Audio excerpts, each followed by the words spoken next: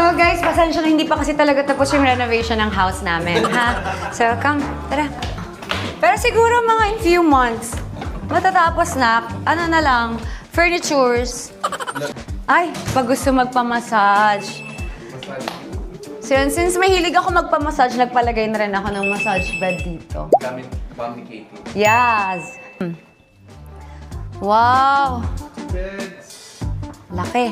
Marami kasi kami laging guests. Yung family ko laging umuwi from province. So, kailangan marami talagang rooms yung pinagawa namin.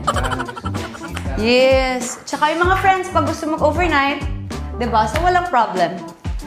May secret pa dyan?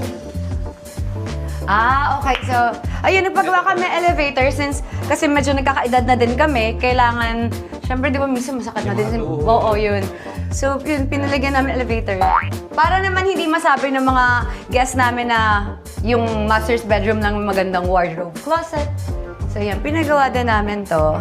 Kaya kasi yung mga ibang friends namin, pag nag-hot tub, Yeah. gusto nila panoorin yung vlog namin. Yes. So, naglagay kami na TV dyan. Yes. So, pag gusto namin mag-party, yun lang. Ganun. Thank you for welcoming us to your Of course. Actually, nagpa-ready kami ng dinner for you guys. Yeah, oo. Diba? May lechon! From Cebu. Naku, buti nga po hindi kami nakakit agad. Kasi baka malo kasi Chris ubus na ni Dodong.